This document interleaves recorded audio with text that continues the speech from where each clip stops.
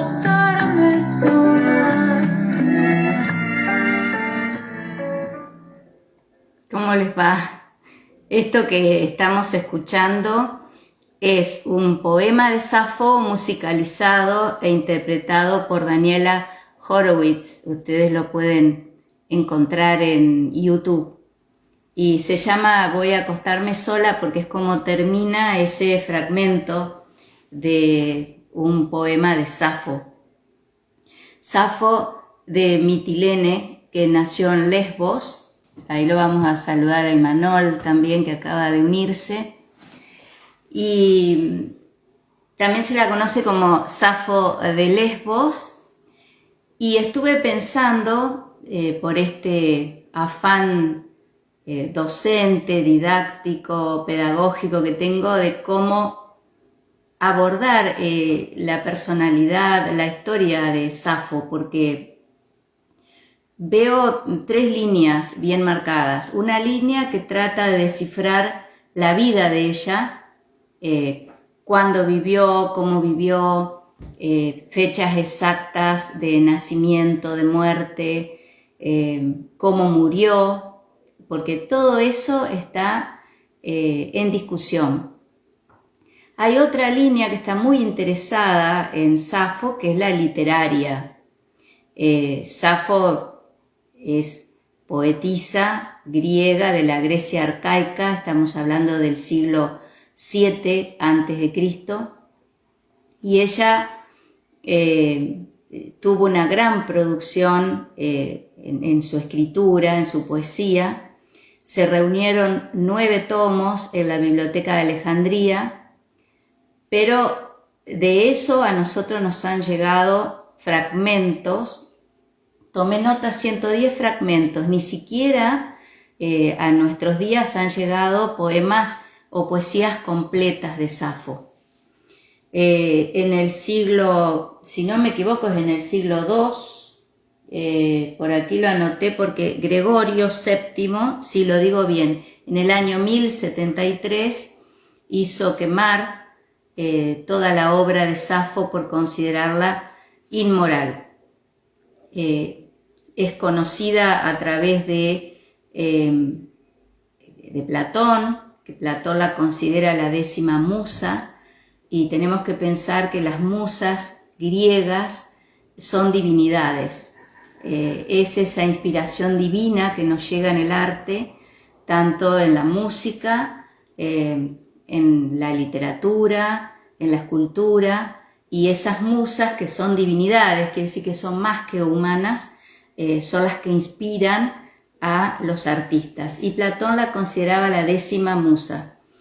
Y al mismo tiempo Ovidio la pondera y la posiciona como una heroína. Después hay una tercera línea que es, creo, la que hoy tiene más incumbencia, más relevancia, más repercusión, que es sobre la sexualidad de Safo. Ya a esta altura, con el auge de las problemáticas de género, todos los feminismos que están hoy participando tanto en la esfera pública como en la privada. Cuando digo privado me refiero a lo institucional, no a lo íntimo, sino a cómo en las instituciones, por ejemplo, educativas, se tiene en cuenta la figura de Safo. Tiene mucho que ver con cómo definirla a Safo. Bueno, decíamos al comienzo que la biografía de ella llega también, como su poesía, de manera fragmentaria, con pocos datos certeros. Sí sabemos que nació en la isla de Lesbos, en la ciudad de Mitilene. Sabemos que se casó muy joven con un hombre muchos años mayor que ella, que era rico. Ella provenía de una familia de la aristocracia de la época y ella tiene una hija, queda viuda muy joven, se debe en un momento exiliar a Siracusa, Sicilia, porque había un tirano, Mircilio, a quien ella públicamente se opuso y eso la obligó a exiliarse de ahí, a irse. Pero su vida, digamos, está marcada por una escuela, una academia, una casa, donde ella preparaba a jóvenes, mujeres, hoy diríamos adolescentes, en la música, en la oratoria, en el canto. Pensemos que para la época los coros eran conformados por mujeres, y que en esos banquetes que se daban siempre había mujeres que tocaban la flauta, la lira, cantaban.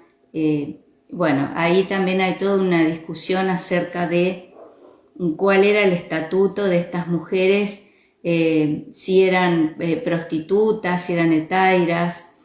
Siempre queda, ya lo hemos dicho con Aspasia cuando hablamos de ella, que muchas veces cuando las mujeres se destacaban o eran libres o ejercían de algún modo su libertad, pasaban a la historia como prostitutas.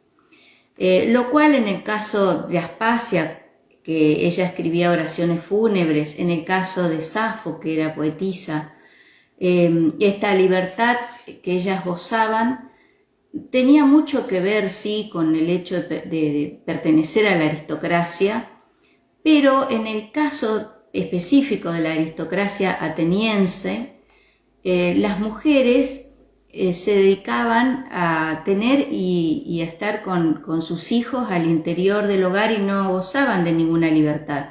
Eran ciudadanas, pero estas otras mujeres extranjeras, hetairas, incluso las esclavas, tenían más libertad en el ámbito de lo público que estas otras mujeres que pertenecían a la aristocracia ateniense y que asistían al gineceo. El gineceo solamente era un lugar destinado para mujeres libres de esta clase social, que además eran muy pocas.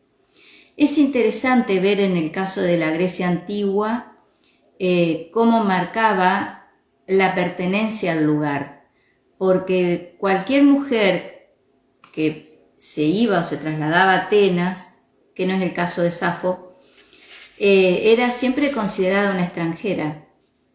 Entonces muchas preferían quedarse en su lugar de origen, en su lugar de nacimiento, y no moverse de ahí, porque el arraigo, la pertenencia, forjaba su identidad. Por eso nosotros, cuando nombramos tanto a los filósofos y a estas mujeres griegas, que consideramos también filósofas, pensadoras, su apellido es su lugar de origen, por eso Safo de Mitilene o Safo de Lesbos, o cuando hablábamos de Aspasia de Mileto.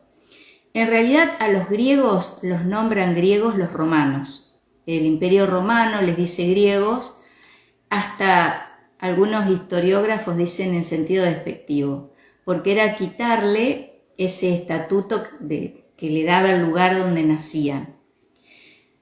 Sobre la biografía de Safo, aquí tengo algo que seguro que a Imanol le va a gustar, le va a interesar particularmente, que es una colección, son 27 tomos, de la Biblioteca Internacional de Obras Famosas. Este es el tomo 2, perteneció a mi bisabuelo Mariano Olleros, y en el reparto de libros tuve la suerte, porque son mis preferidos, de haber heredado esta colección.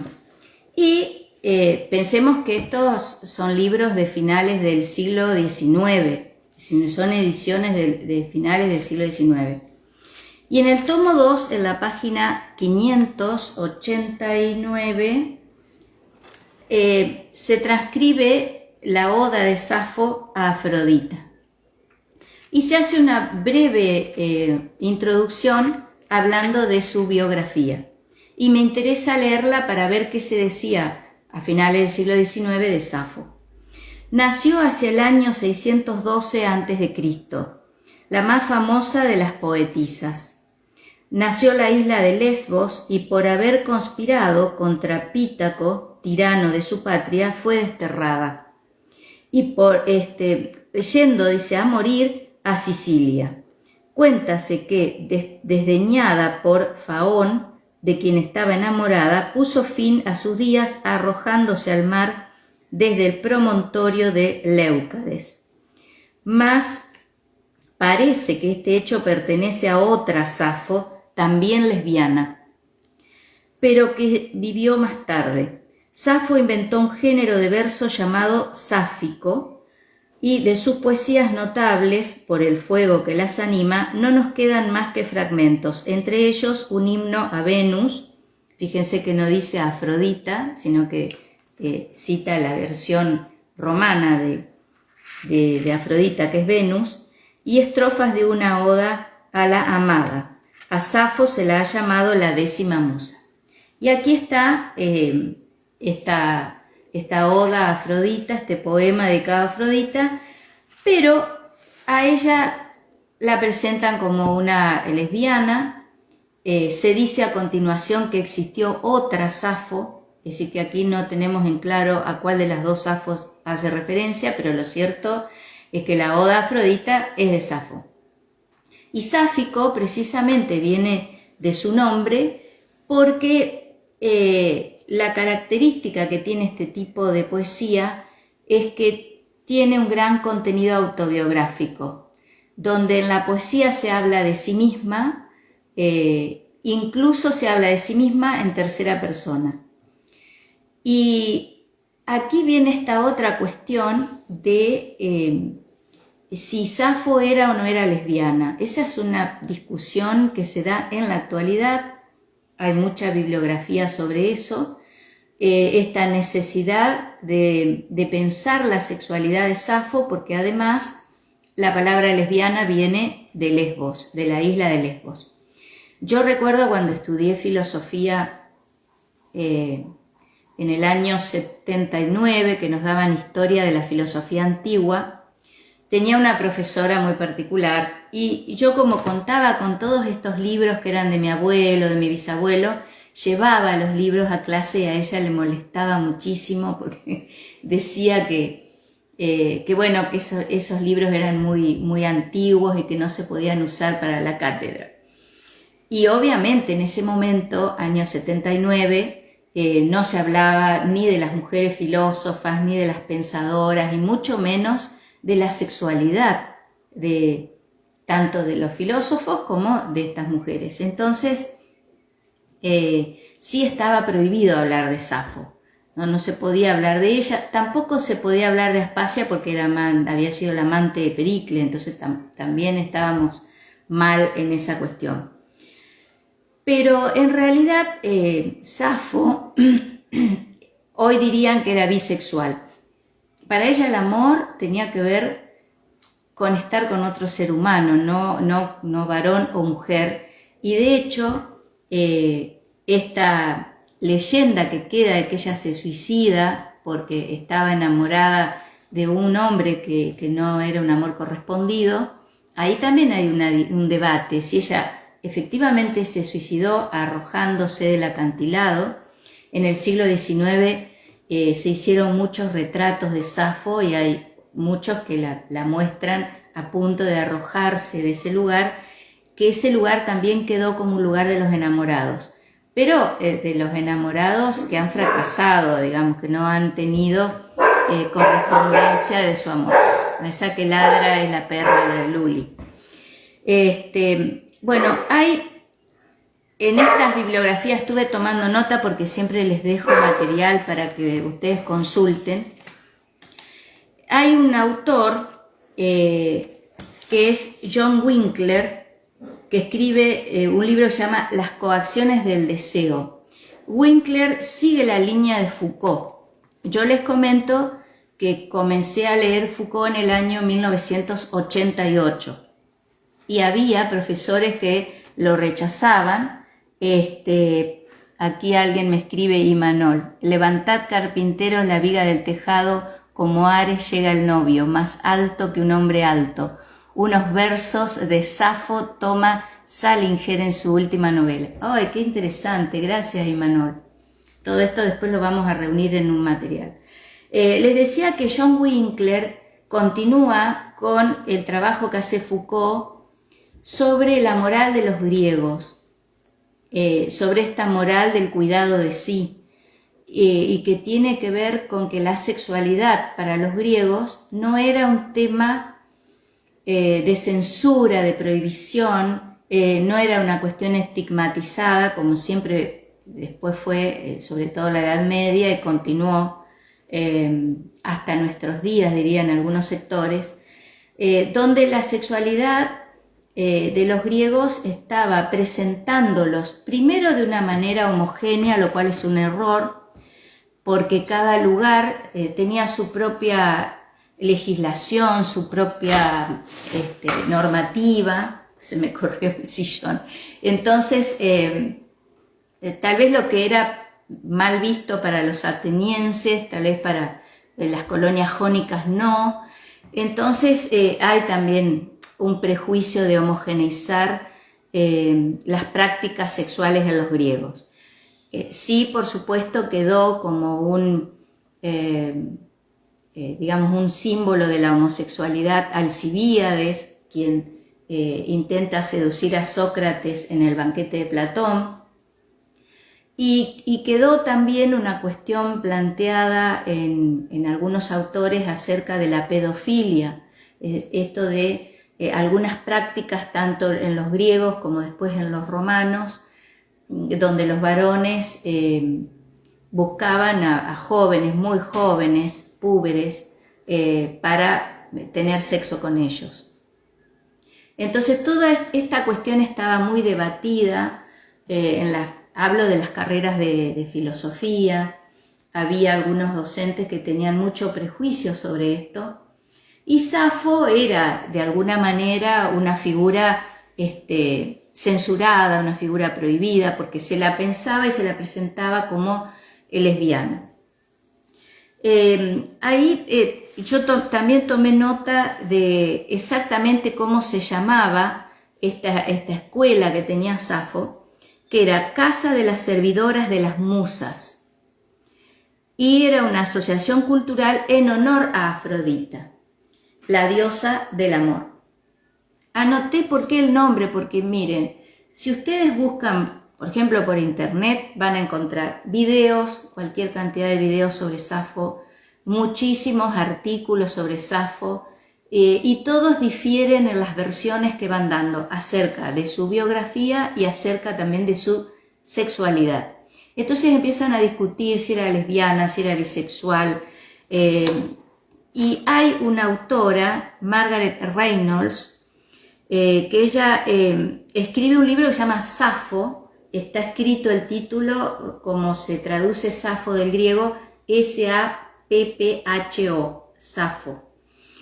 Y ella lo que dice es que Safo es la precursora de lo transgénero. Ella la ubica a Safo como una transgénero, porque cuando ella escribe los poemas, que todos se caracterizan por escribirle al amor, al sufrimiento del amor, a cómo el amor nos afecta físicamente, corporalmente. También tomé nota en el fragmento 31, ella habla de los síntomas físicos del deseo. Por eso hay toda una línea filosófica, literaria en Estados Unidos, que trabajan la línea del emotivismo y dicen que fue Safo quien en su poesía nos cuenta este dolor que nos produce enamorarnos, ¿no? Esta afección que nos produce, que nos falta el aire, que se acelera el pulso, y sí que nos trastoca físicamente. Entonces también la toman a Safo desde ese lugar de las emociones y de cómo el cuerpo se ve afectado en el momento de enamorarse, y el sufrimiento que provoca el amor no correspondido. Por eso el amor no correspondido del cual sufre Safo no es del amor de ella hacia otra mujer, sino hacia un hombre que no la corresponde. Y ahí viene también este debate, esta discusión, el desacuerdo acerca de cómo muere Safo. Hay quienes dicen que muere a los 70 años, otros dicen que muere a los 60 años y que muere de causas naturales. Y lo que sí ha quedado ya como instituido de que Safo se suicida arrojándose desde ese acantilado por una desilusión amorosa, porque no la correspondían en su amor. Estaba también tomando nota de otras bibliografías. Cuando con Patricio armemos el video vamos a poner todos los libros que yo les estoy nombrando. Incluso estuve buscando si son fáciles de conseguir aquí, porque hay distintas editoriales y a veces no es fácil encontrarlas, sobre todo cuando son libros que no están en Argentina, y hoy a precio euro para nosotros es imposible comprar esos libros, o por lo menos a la mayoría. Hay un libro que recién les decía, el de John Winkler, Las coacciones del deseo, antropología del sexo y el género en la Grecia antigua, donde él le dedica un apartado especial a Safo, pero también habla de todas estas discusiones que hay en torno a cómo vivían la sexualidad los griegos. Si a eso nosotros hoy, desde la actualidad, le podemos decir homosexualidad, bisexualidad, o directamente hablar de transgénero en algunos casos. Y ese libro ahora está publicado por la editorial Manantial, porque había otras editoriales que no se consiguen aquí y entonces había que comprarlos y era muy caro, pero Manantial lo publicó. Y hay otro que es un borrador, así se llama, borrador para un diccionario de las amantes, de Monique Witting y Sande Zeig. Se escribe Zeig, pero como es alemán supongo que se pronuncia Zeig, que este está publicado también por Editorial Lumen, porque estuve haciendo un rastreo de editoriales y viendo cuál podría ser accesible para nosotros. En este borrador para un diccionario de las amantes, las autoras hacen a modo de diccionario por orden alfabético una presentación biográfica, historiográfica de mujeres célebres de la historia que eran lesbianas, y cuentan la historia de estas mujeres, y cuando llegan a Safo dejan la hoja en blanco. Y dejan la hoja en blanco porque ellas no consideran que Safo haya sido lesbiana, sino que ella se daba a la experiencia amorosa, como decíamos al comienzo, con hombres o mujeres. También se suele contar, con respecto a Safo, de que las mujeres de la aristocracia griega tenían alguna experiencia sexual con las esclavas. Estas familias tenían tanto esclavos como esclavas que servían en estas casas y en estas familias. Y recién les hablaba de la normativa. Tanto la ley escrita como la ley implícita o las prohibiciones implícitas que se van dando en distintos lugares. Y el sexo oral sí estaba prohibido, sobre todo el sexo oral practicado a la mujer, ¿no? Entonces el cunilingus, como estaba prohibido, dicen que Safo tenía a su esclava para que le practicara el sexo oral, dado que los varones culturalmente tenían esa prohibición. También se plantea si en esa casa donde ella educaba a estas mujeres que eran vírgenes, si ahí había también algunas prácticas sexuales entre Safo y estas alumnas. La mayoría coinciden que sí, había una relación erótica, había una relación física con estas o con algunas de estas alumnas, y ustedes pueden buscar cuadros me refiero a pinturas, a ilustraciones donde se la ve a Safo con otras mujeres, con mujeres más jóvenes, que en realidad, más allá de que hayan tenido experiencias sexuales, las preparaban en estas escuelas para llegar al matrimonio y formar una familia. Es decir, que no era una escuela lésbica o de lesbiana, sino que era un espacio donde las mujeres aprendían, hoy podríamos decir, buenos modales, comportarse en sociedad y aprender arte en general, música, poesía, pintura, para luego desempeñarse y casarse, tener hijos, formar una familia.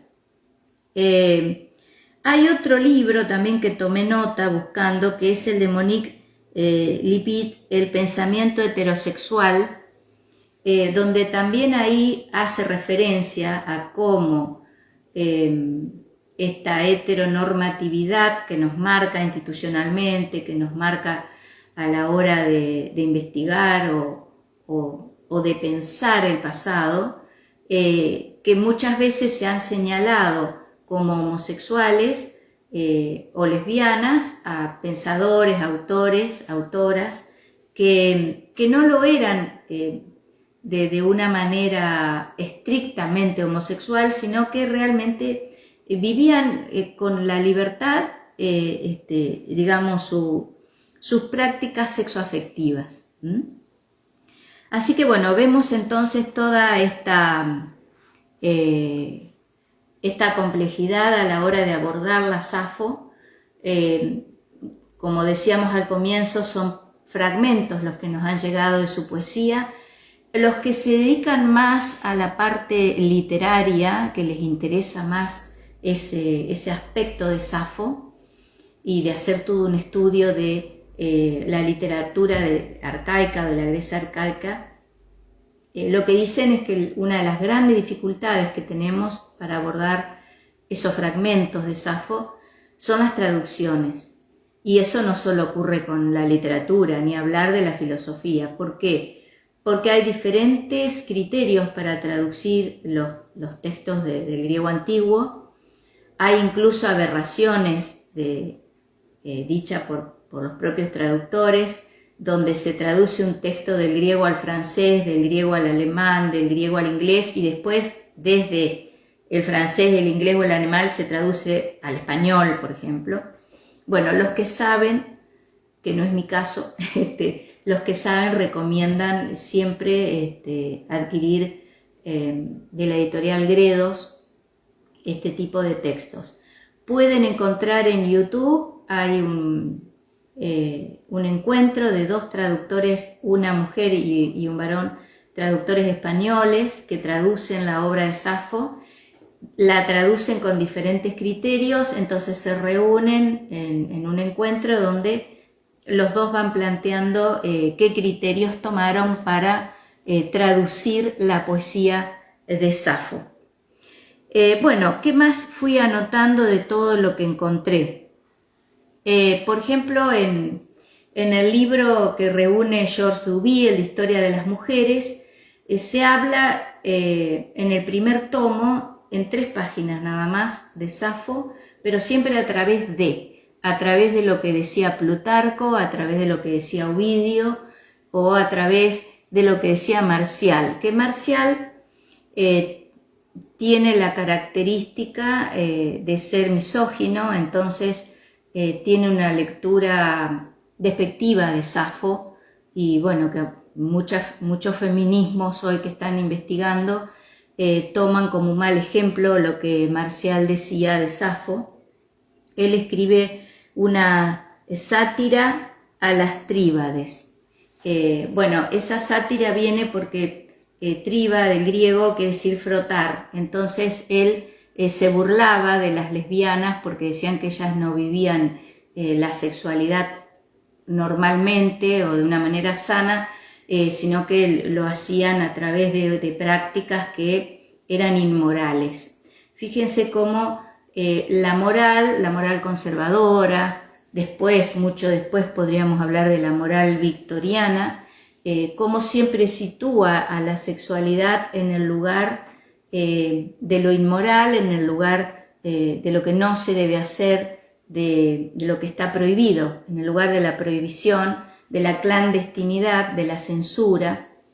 Entonces, lo que ocurre con Safo es que ella, como les decía, en estos compendios de literatura del siglo XIX, se la presenta directamente como lesbiana, y a raíz de eso y sobre todo a partir de la década del 30 en nuestro país, con el golpe militar, Safo pasa a estar prohibida en las carreras de literatura o las reseñas bibliográficas, es decir que se la va dejando de lado por considerarla lesbiana.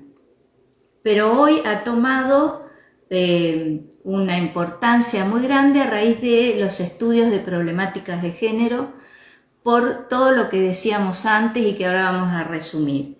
La poesía de Safo es una poesía, hasta podríamos decir autorreferencial, donde ella se sitúa y se ubica hasta incluso como tercera persona, hablando de sí misma, hablando siempre de una experiencia amorosa, hablando de el dolor, del amor, de la soledad, del amor no correspondido, pero sin hacer distinción si es un amor entre mujeres, entre varones o entre varones y mujeres. Es decir, ahí la importancia no está puesta en esta cuestión, sino que está puesta en el amor mismo. Algunas pocas veces habla de Eros, del dios del amor, pero en realidad ella no solo que crea esta escuela como un culto a Afrodita, sino que además escribe esta famosa oda a Afrodita donde el amor es una diosa, el amor es una divinidad femenina. Y también Safo es importante hoy para la cuestión transgénero, porque a ella sí actualmente se la ubica y se la presenta como una poeta o poetisa, los dos términos están permitidos, que trasciende la cuestión de la genitalidad para la experiencia amorosa. Entonces la experiencia amorosa se puede dar tanto con mujeres, con varones, y lo que importa es el sentimiento, y lo que importa es aquello que no se dio en la historia de Safo, que es el amor correspondido, que lo hablábamos en otros de los encuentros que tenemos aquí. Para los griegos hay también una divinidad que hace al amor correspondido, que es Anteros. Es muy importante eso, la correspondencia, y ahí está ligada también a la cuestión de la moral, el amor recíproco y de una ética de la reciprocidad, que ahí se amplía la cuestión del amor, ya no queda solamente planteada en el amor romántico, el amor de enamorarse de alguien, sino del amor, de la amistad, del amor a la polis y de esa ética de la reciprocidad de la que habla la polis griega, donde nos comprometemos a cuidar la ciudad y a cuidarnos y a cuidar a los otros. Si bien creo de lo que he leído de Foucault no habla de Safo, creo, puede ser que en alguno de sus cursos haya hablado, pero él habla más de los varones y de esta figura de Alcibíades. Pero también es interesante ver el vínculo que hace Foucault entre la sexualidad y la ética, o la sexualidad y la moral, ¿no? Es decir, hay ahí un contenido moral en la sexualidad que no es esta moral conservadora, no es esta moral victoriana, no es la moral de este Papa Gregorio VII que manda quemar los poemas de Safo, sino que es la moral en el sentido del cuidado, y creo que hoy eso más que nunca tiene muchísima relevancia, que estamos atravesando una pandemia, que la moral sea vista no como la prohibición de ciertas prácticas, sino que la moral sea abordada como el cuidado de sí y de los demás, donde nos cuidamos entre todos y donde la prohibición no tiene que ver con prohibir una práctica sexoafectiva, sino que la prohibición tiene que ver con estas actitudes violentas, agresivas hacia los otros. Y estamos viviendo también, lamentablemente, una época donde la violencia de género deja todo el tiempo muchísimas víctimas, y también aquí creo que es muy importante poder abordar la moral como una moral del cuidado, como una moral donde exista un límite para no dañar a los demás. Bueno, después iremos organizando el video con Patricio para agregar esta bibliografía y que ustedes puedan tener acceso a ella. Yo lentamente voy a ir comprando todos estos libros porque me parece muy interesante el tema de cómo abordar la problemática de género, viendo en perspectiva histórica, donde obviamente no podemos adivinar cómo vivían exactamente en Grecia en el siglo VII a.C., pero sí creo que cualquier abordaje que podamos hacer desde el presente nos va a ayudar a saber que no hay nada nuevo bajo el sol, como dice el refrán, y que muchas prácticas que hoy se consideran prohibidas, en otro tiempo estuvieron permitidas, y que muchas formas de abordar el amor en otros momentos no existían.